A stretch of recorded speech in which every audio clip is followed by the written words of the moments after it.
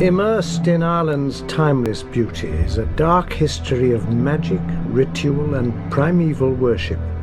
Elemental forces from this ancient past come back as apparitions to wander amongst the living. And many of these restless souls are trapped in Ireland's castles. The spirits reach out from the beyond, lost phantoms that have become the castle ghosts of Ireland.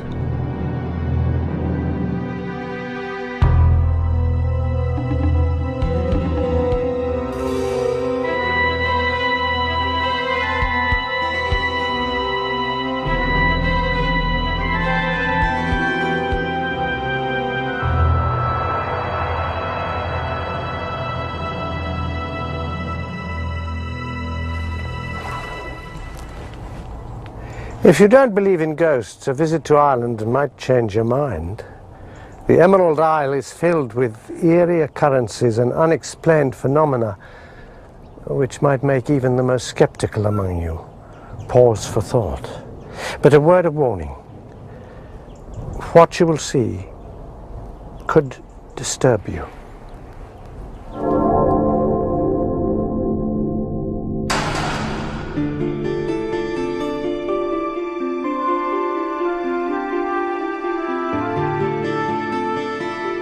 Ireland is a land so rich in history and mythology. It is difficult to know where one begins and the other ends.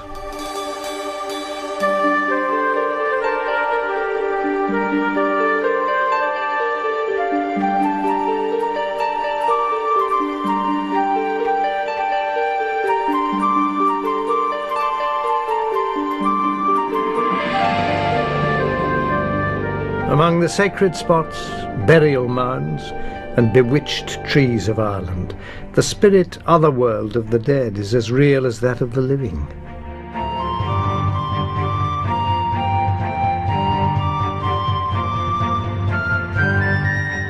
Ireland is crowded with supernatural inhabitants, creatures like fairies. But here, fairies are not cartoon-like creatures with wings and magic wands. According to folklore, they can assume human characteristics and live side by side with mortals. If disturbed, fairies can be sinister and dangerous, exacting vicious revenge on humans. It is very bad luck to build on ground belonging to the fairies. Across Ireland, places known as fairy forts are left untouched by humans. These fairy dwellings often take the form of a ring of trees or a circle of stones. To build upon the forbidden sites would anger the fairies and result in misfortune and even death. Myth has it that angered fairies shoot poisoned darts at cattle and horses. They can transport men and women away from their loved ones into a dark fairyland. And most disturbing of all, they carry off human children, substituting changelings in their place. In Ireland, spirits and ghosts slip in and out of the living world, some to do good, others to do harm. And it is in Ireland's haunted castles that many of these ancient souls still dwell.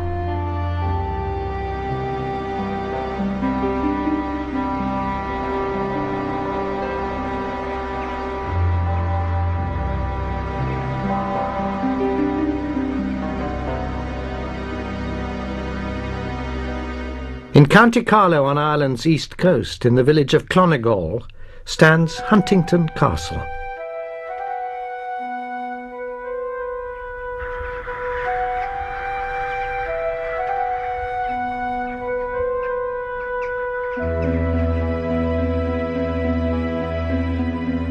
This historic castle is the home of disturbing apparitions from another world and another time.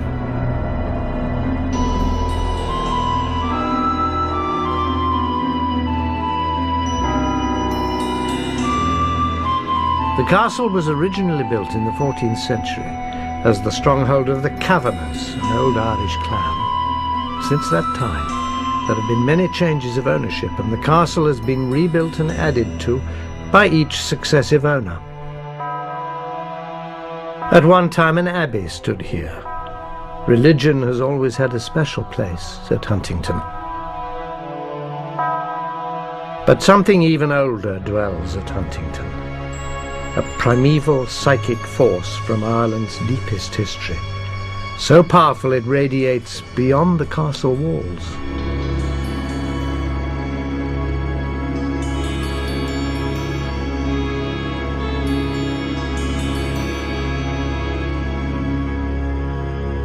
In this field, a man who knows Huntington well has been a witness to unusual sightings. He says that he's repeatedly seen a group of men and women in the field in long clothes, that they've been moving away across the field and that they've suddenly vanished.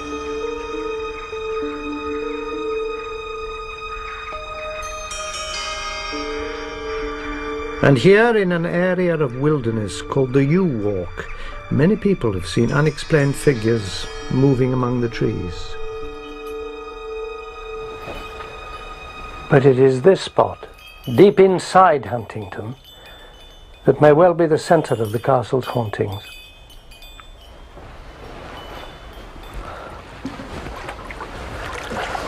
This ancient wellspring, 15 foot deep or so, is believed to be a sacred site and to possess magic power.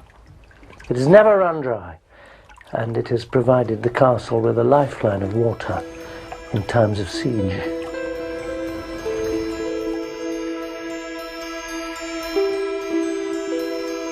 Huntington Castle has been owned by the Durden-Robertson family since the 18th century.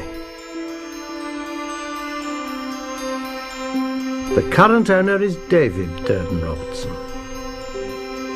You live among the legends and the stories here, David. Have you experienced anything really strange yourself? I have several, but the most odd experience I had was when I was about 17. I'd gone to sleep on the couch in the library.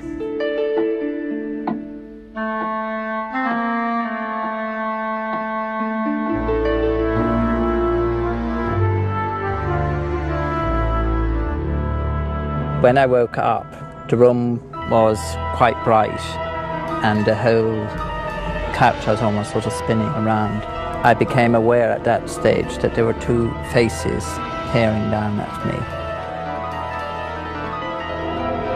His body was lifted up until he was actually floating above the couch.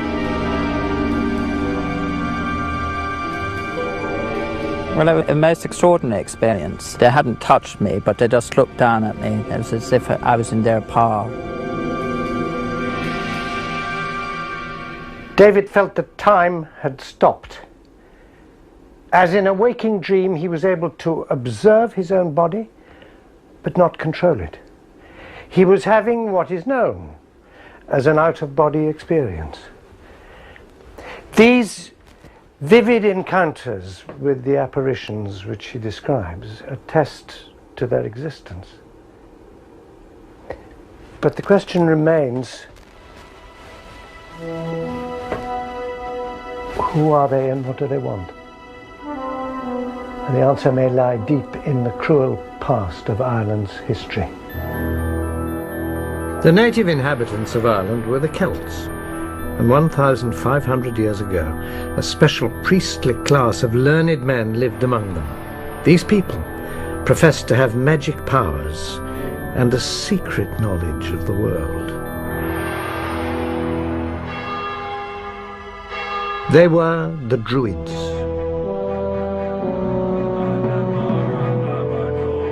As the keepers of religion, Druid leaders often rivaled Celtic kings and chiefs in prestige, even in power. The Druids have a special place in Irish mythology, for apart from their great learning, their extraordinary powers enabled them to act as intermediaries between gods and mortals.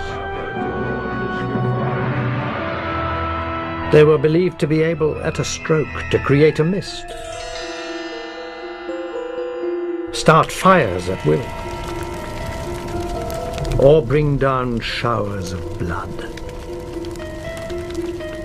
The Druids were held in awe for their wisdom, but they were also feared. Animals were regularly used in sacrifices, but to commune with the gods, Druids needed the most valuable and potent blood offering of all: human sacrifice. The Druids picked fine young men and women who were ritually sacrificed as mates for the gods.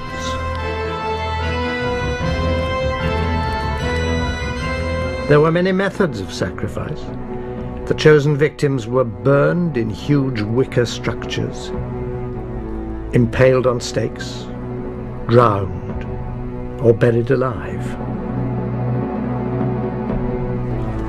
Because of their reverence for the natural world, a favorite form of sacrifice was to slit the victims' throats and let their blood flow into the earth.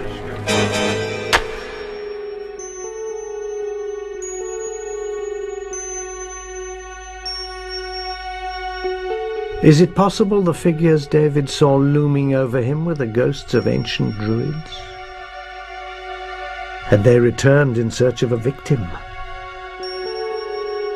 Huntingdon Castle is in some way connected with these spirits of an earlier, darker time. Indeed, this mysterious sacred well in the core of the castle is called the Druid Well. It remains the castle's spiritual centre, and may be the source of Druid visits into our modern world. The bloody events of over 1,500 years ago are still imprinted here, centres of energy, held in the atmosphere of Huntingdon's ancient walls. And perhaps the Druids will return here again from the beyond, hunting for victims to sacrifice to their pagan gods.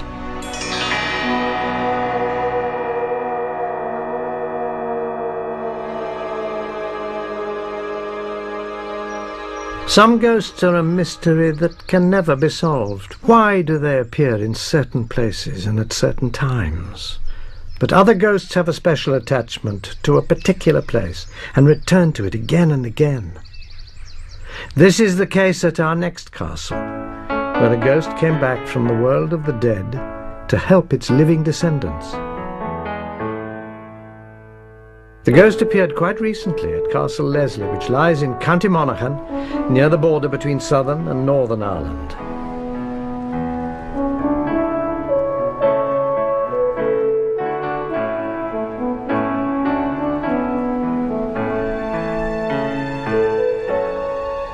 The castle has been the home of the Leslie family for over 300 years.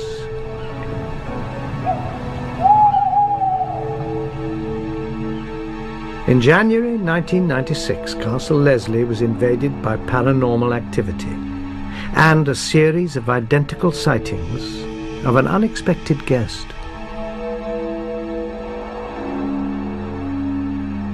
Perhaps the mistress of Castle Leslie can throw some light on the enigma. Samantha runs the castle and is a direct descendant of Bishop John Leslie, who bought the estate in 1664. Sammy, you've had direct experience of this particular Castle Leslie ghost? Yes, on a number of occasions the bells in the servants' hall would start ringing and I knew there was nobody else in the house. Another time I was in the hall behind the kitchen and I was looking for something in the deep freeze and I saw a grey figure walk past behind me. Elton?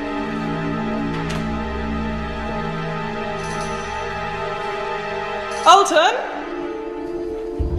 Sammy assumed it was Alton, her partner, and called out to him. He didn't answer. Alton! She then realized that it couldn't have been Alton. He was out of the castle at the time. And then, over the next few months, supernatural activity fairly erupted at Leslie.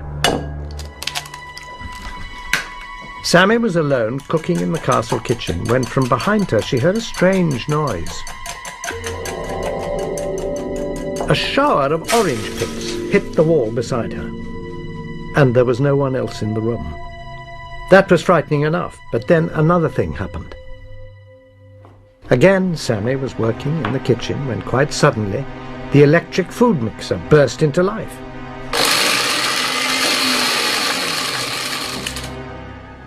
And it wasn't even plugged in.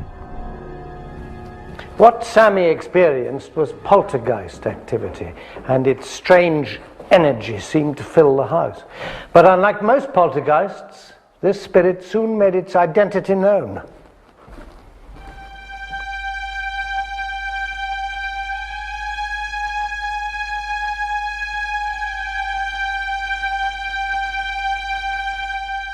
Three separate sets of guests at the castle described a ghostly ordeal in the bedroom known as the Red Room.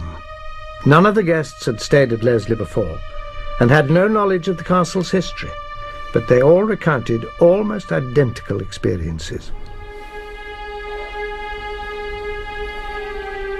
The first guest couple reported being woken in the middle of the night by a light in the room they described as soft daylight. Then through the light they saw a man standing over the chest of drawers. It appeared he was looking for something. Then the image and the light faded away.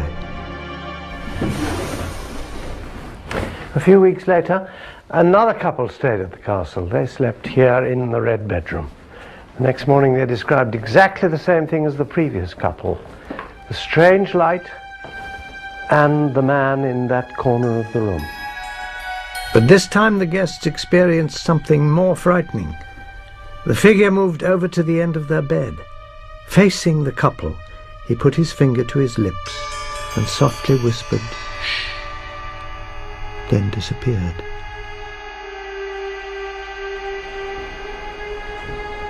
Just a few weeks after the second sighting, a man in the pale light returned to Castle Leslie for a third time. Once again, two guests staying in the red bedroom were woken by the strange light. Terrified, they saw the figure in the corner of the room by the chest. But this time the man walked to the bed, held up a scroll of papers, and smiled. Transfixed by the apparition, the couple saw that across his forehead was a bloody wound. Who was this ghost, and why did he keep appearing at the castle? A reason may be found in Ireland's recent history. At the outbreak of World War I in 1914, Ireland's soldiers and reservists were immediately mobilized. By the end of the war, more than 200,000 Irishmen had served not only Ireland, but Great Britain, and many had given their lives.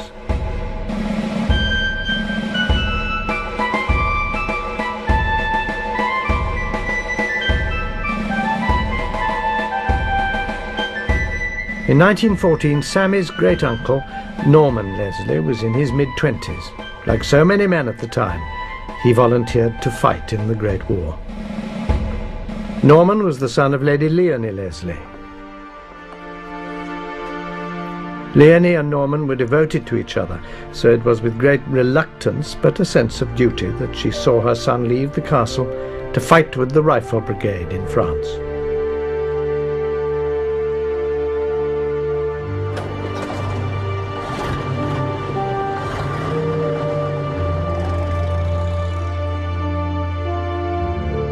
Weeks passed. The exact whereabouts of his regiment was secret, but Leonie wrote her son many letters, sending him news of home and looking forward to his safe return.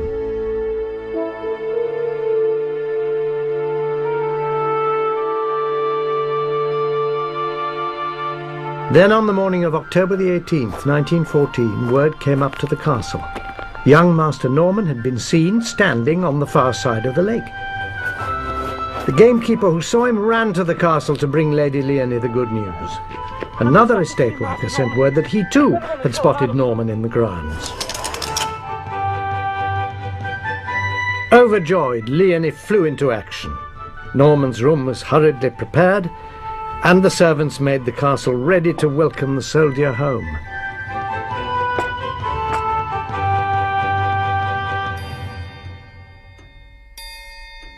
But an hour passed, and then another, and still Norman did not come. He never came.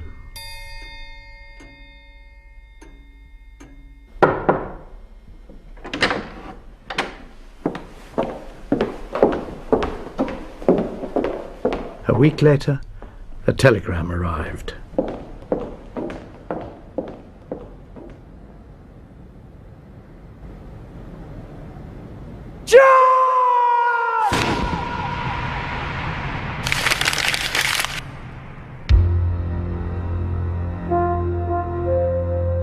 Norman had been killed in action at Armentières, France.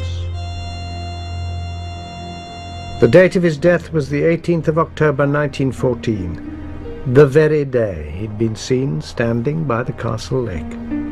The exact whereabouts of Norman's body was unknown, but his family was determined to find it and give him a proper burial. 2 months later, Norman's brother Shane travelled to the French battlefield where Norman had been killed.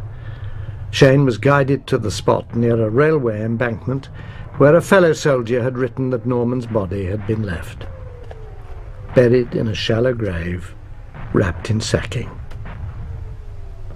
Shane looked down on the body of what he thought was his brother. To make sure that it was Norman, he put his hand inside the gaping jaw and felt for the broken tooth that would identify the young soldier.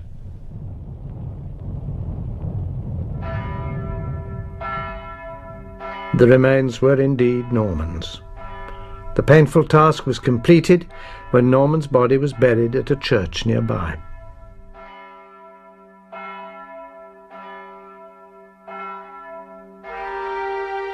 The appearance of Norman by the lake is a form of apparition seen at times of crisis such as war, when thousands can die in a single day.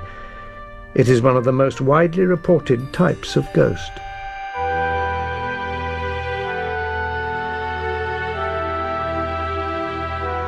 It is as if at the very moment of crisis or death, while the spirit is not yet released from earthly bonds, a telepathic connection creates a spontaneous image of the individual. This ghostly image can appear before a loved one or in a place to which in life they were especially attached. I think Norman's spirit feels a very strong bond with his home and a very deep love for his family. And I think it was very important when he died that he came back to say his goodbyes. But that isn't quite the end of the story, is it? Norman's been back again, hasn't he? He has. Sammy believes it was Norman in the servants' hall trying to attract her attention with the bells. And in the kitchen, throwing the orange pits and starting the appliance.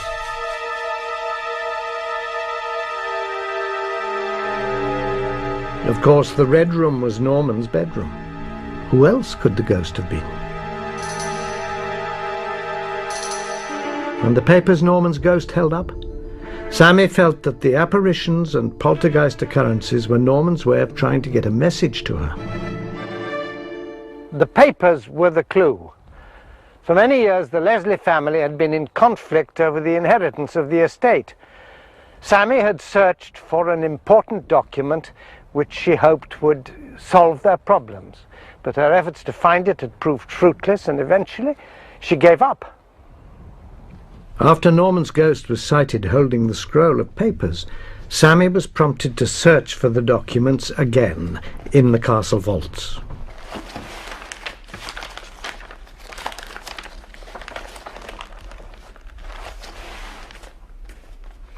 When she touched a certain file, a shudder went up her spine. It contained the very papers the family needed.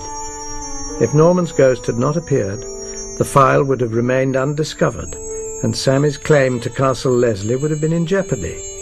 Her future at the castle is now secure because of Norman's appearance. Sammy, do you expect or look for any more visits from Norman? I very much hope he comes back to visit. His room will always be ready and he's always very welcome. I'm sorry, don't come.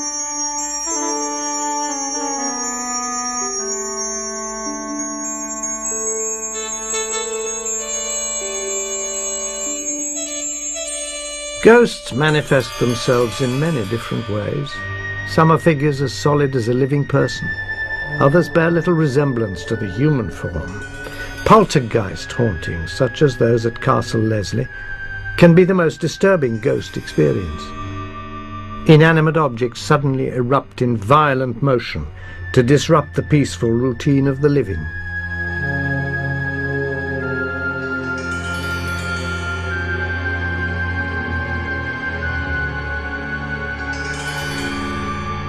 Just such a terrifying poltergeist appeared in County Limerick on Ireland's west coast and took hold of Glynn Castle.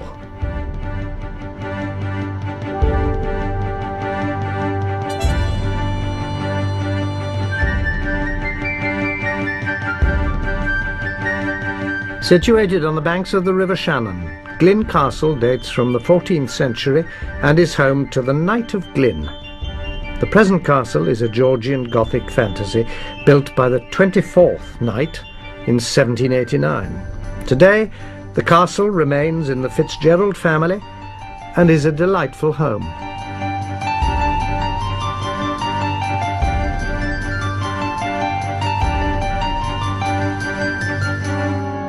But it was here on a night in 1991 that two of the castle's loyal workers were subjected to a traumatic ordeal. Sisters Nancy and May had worked at the castle as cook and housekeeper, respectively, for over 40 years. Leading calm and orderly lives, they had never had a paranormal experience. Until that night. Things started off normally. The Knight had had a guest for dinner, and May and Nancy cleared away as usual. It was close to midnight by the time they went up to bed. May went straight to sleep, and Nancy read for a while before turning off the light. I was only just settled down about 12 o'clock when I heard this noise on the stairs, as if somebody was coming up, labouring in terrible trouble, like as if they were trying to do the stairs and not able. Nancy called out to another employee of the castle, Una, who slept in the next bedroom. Una called back that she was in bed and had also heard the banging.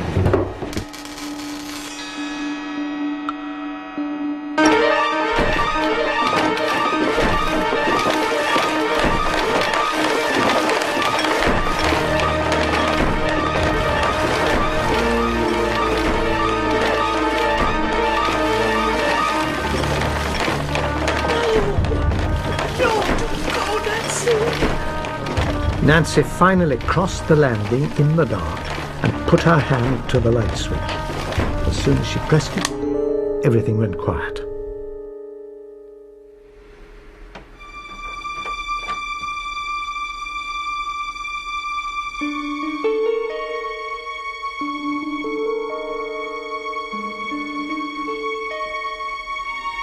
This is the staircase where the noise was coming from. That's the staircase right up here. And the room, which... Right in there. That's the room where you were sleeping. That's where we were sleeping. I would never again in my whole life want the same experience. It was terrible. It was desperate.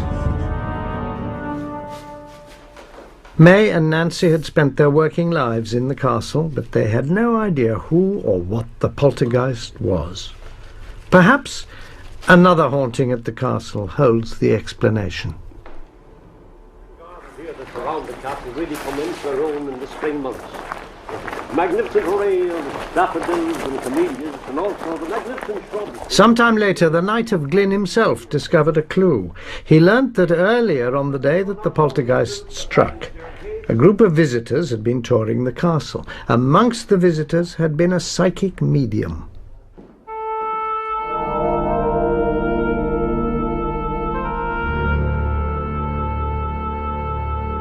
Although the medium entered the castle purely as a visitor, could her presence have unwittingly unlocked the violent energy of this most unhappy ghost?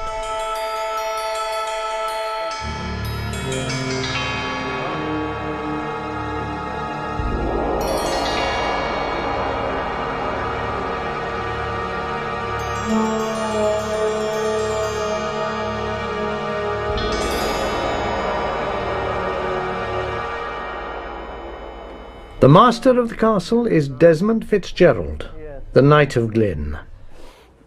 The Nancy and May story is quite extraordinary, I think. Now, this is an unfair question. Would you describe Nancy and May at all as suggestible ladies? I can assure you that they did not make that up. It was plain in their faces. They were absolutely terrified. She lay down on the bed. The answer to Glyn Castle's poltergeist activity may lie in a ghostly experience the knight had as a child. Book to your room.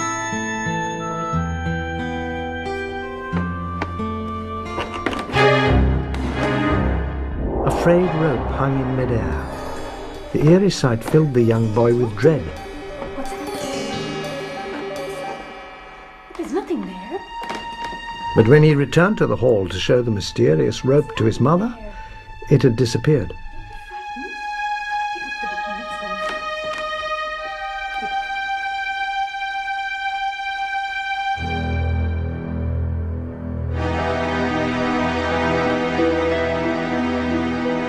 Perhaps the events of nearly 100 years before had some bearing on the strange rope apparition the young knight beheld.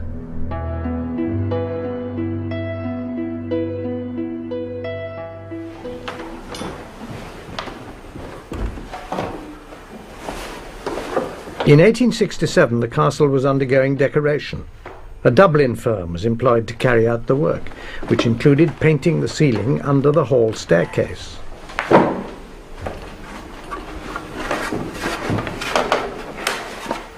The builders used planks of wood and heavy rope to form a scaffold.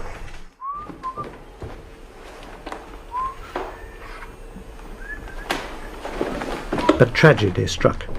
Without warning, one of the ropes supporting the planks of wood gave way. The builder painting the ceiling was unable to save himself. He died. Was the rope that the young knight saw all those years later the one that had broken and caused the accident? Perhaps the trauma of that long-ago event was still locked into the castle's atmosphere, and it took the sensitivity of a young boy momentarily to connect with the anguish of the long-forgotten tragedy. It was a long time ago, but I can picture that rope hanging there really as if it was yesterday. Could the haunting that May and Nancy experienced so recently also be connected with that tragic event?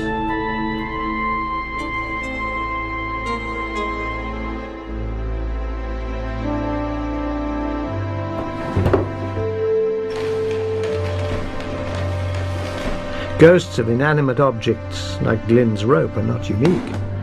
The strength and intensity of the image may in part be due to the degree of psychic receptiveness of the person present, who seems momentarily to release the ghostly energy.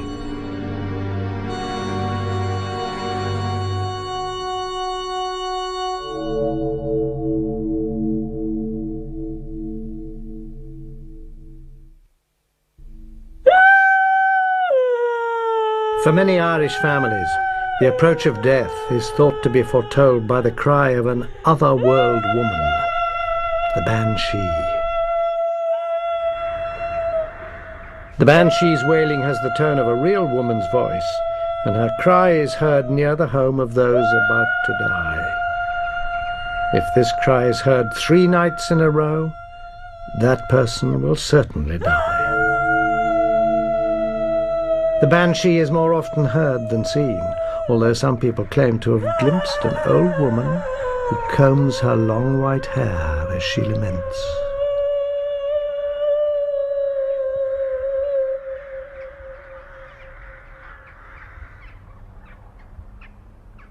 In whatever form ghosts manifest themselves, none is more terrifying than what is called the elemental.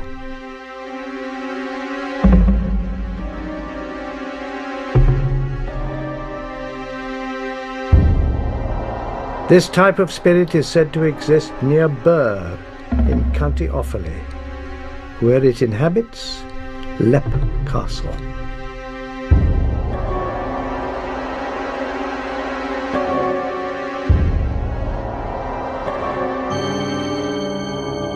The elemental is a frightening phantasm from the beyond that envelops those who experience it in its malignant force.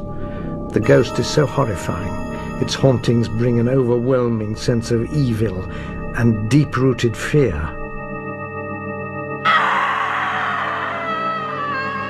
And in one remarkable recorded instance, a witness had an intimate experience with this horrifying apparition.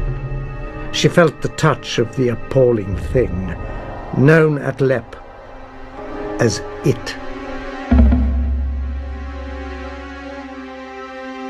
Built in the 14th century, Leap is said to be the most haunted castle in Ireland.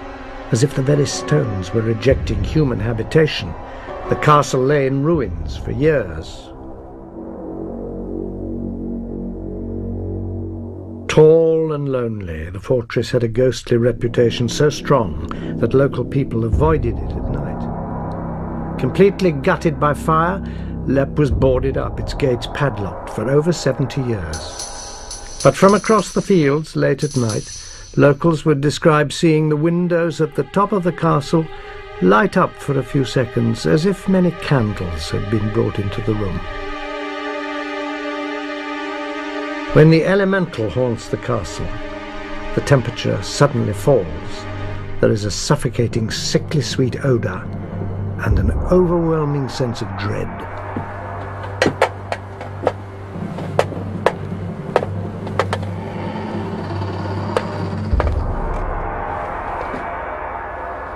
The vile elemental It seems to have been born out of the long and turbulent history of Leap. And this room has been a witness to its ruthless past. It is known as the Bloody Chapel, after a shocking murder that was done on this very spot over 400 years ago.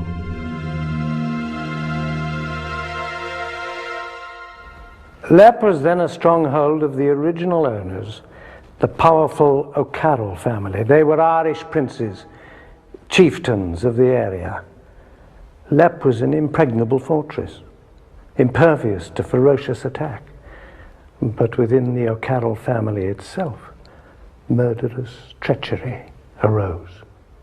On the death of the chieftain Mulrooney O'Carroll in 1532, a fierce rivalry for the leadership erupted among the family.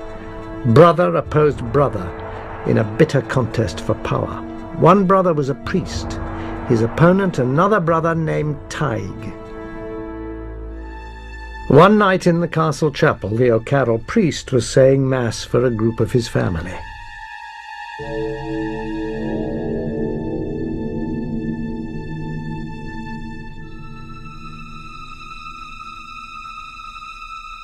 As he was chanting the holy rites, the door of the chapel opened and his rival brother Tig burst in. Tig lunged forward with his sword, fatally wounding his brother. The butchered priest fell across the altar and died. The heinous act of brother killing brother and the blasphemy of a sacred mass cut short by evil sent an echo of misery ringing round the walls of Leap Castle. The sacrilegious murder of the O'Carroll priest may be one cause of the castle's haunting, but another source of evil was found here at Leap, an evil so foul that it may well have compounded and nurtured the curse of the elemental spirit, It. The ghastly secret was discovered here. It is called an oubliette, a name used to describe a hidden dungeon. It means a little place of forgetting. And those who were forgotten within these walls suffered unimaginable misery and pain until death.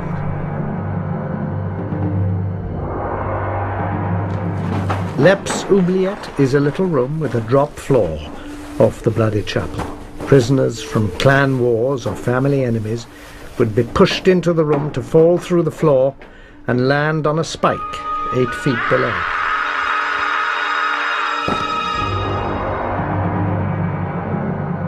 Prisoners not lucky enough to die quickly on the spike faced gradual starvation in a doorless room, while the sound of merriment and the aroma of food drifted up from the rooms below.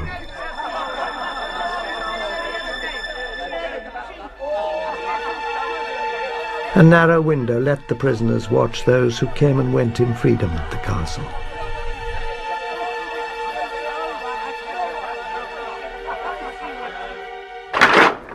At the turn of the last century, workers were given the task of clearing the oubliette. They made a hideous discovery.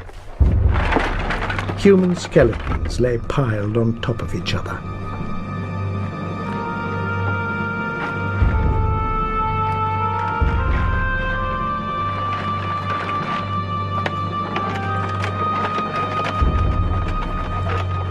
Three cartloads of bones were removed. Another chilling thought. Among the bones, the workmen found this pocket watch, manufactured in the 1840s. Was the dungeon still in use then?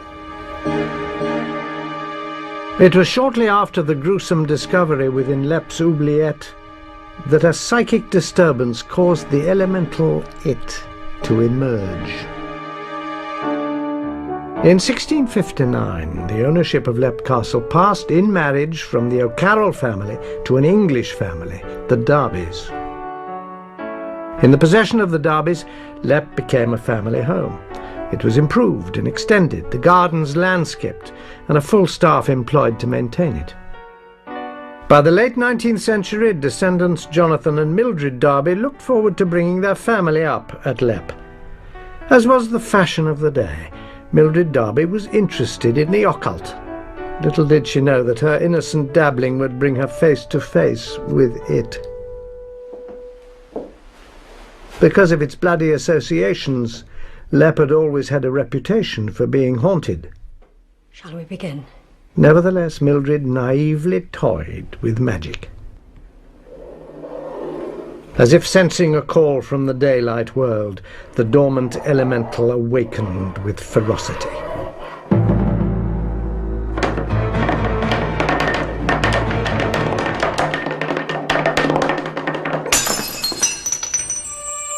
In 1908, Mildred wrote an article for the journal The Occult Review, describing her ordeal at the hands of the terrifying manifestation that infested Lepp.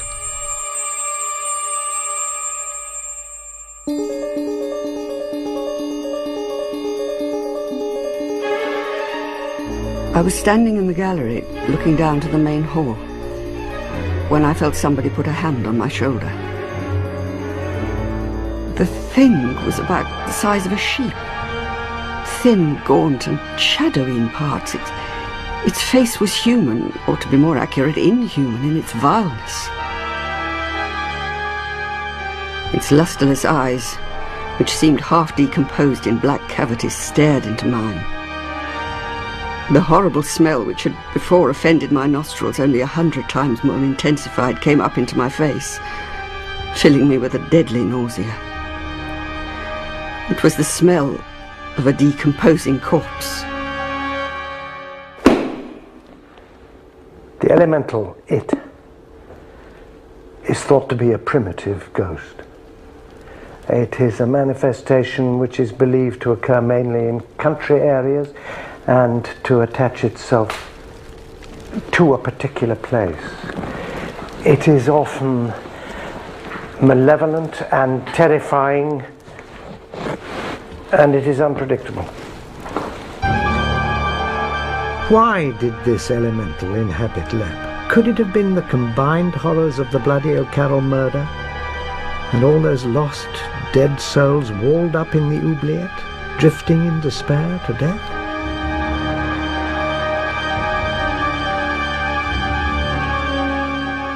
Whatever it may have been, after Mrs. Darby's experiments with the black arts, the castle was never the same again. Hauntings plagued Lepp, leaving a sinister air throughout the castle. The Darbys stubbornly remained at Lepp, but in 1922 the castle suffered another misfortune when, as the home of an English family, it became the target of the Irish struggle for independence. The castle was destroyed by bombs and completely looted. Nothing but a burned-out shell remained. The Darbys were driven out. Eventually, in the 1970s, Lepp was bought by an Australian who had links with the area.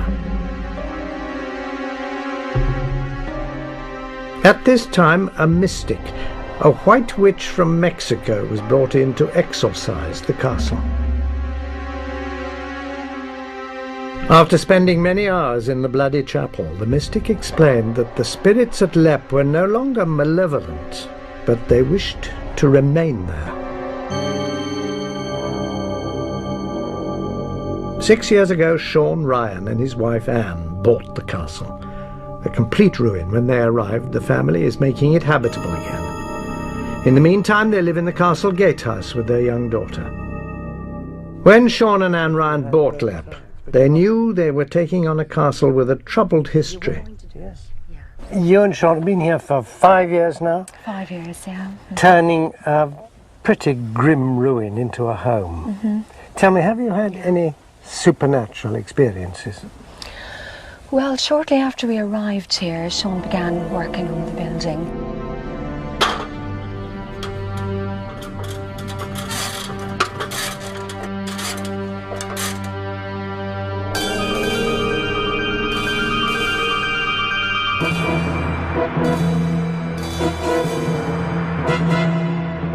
He had an unfortunate accident and he broke his kneecap, which actually had to be removed, and it set us back about a year with the work. When the kneecap repaired, he started to work again.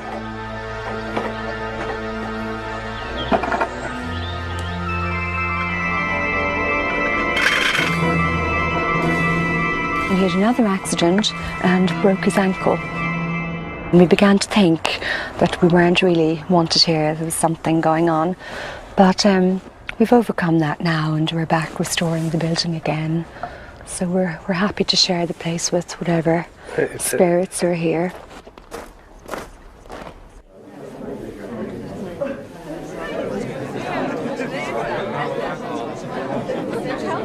In 1991, Lepp's walls echoed to an unfamiliar sound: laughter. Friends and family gathered in the chapel to witness the christening of Sean and Anne's young daughter, Kira. Strewn with flowers and lit by candles, the chapel was filled with smiling faces.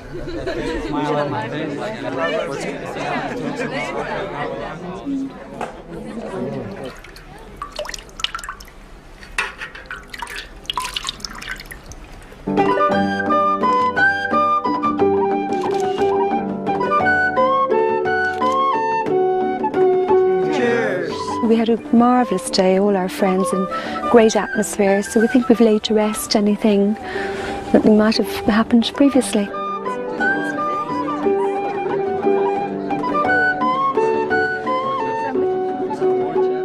After the ceremony, every guest noted how, even though there was a strong wind blowing in from the fields through the open windows, the candles barely flickered and not one blew out.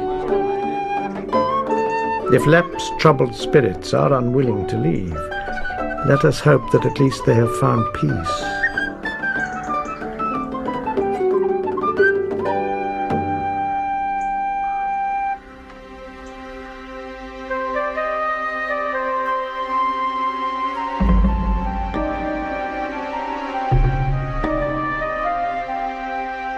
In this land where so much is attributed to myth and legend, the castle ghosts we have encountered remind us that not all mysterious events belong in storybooks.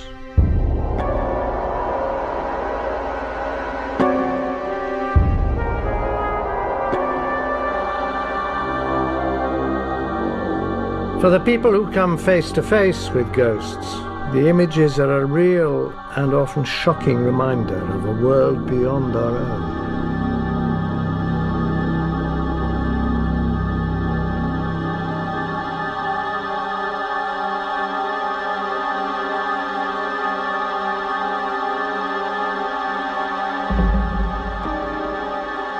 In Ireland's castles, it is as if spirits from thousands of years ago reach out to touch us. The sorcery of an ancient people casts a spell over the living. Spontaneous manifestations assault the senses with their intensity. The anguish of violent death leaves a grim influence.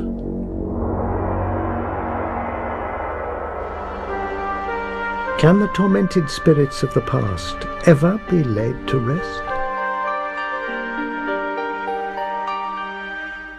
In mystical Ireland, where the fairies can weave a web to catch mortals, who can say for sure? If you think you're the sort of person who'll never see a ghost, think again.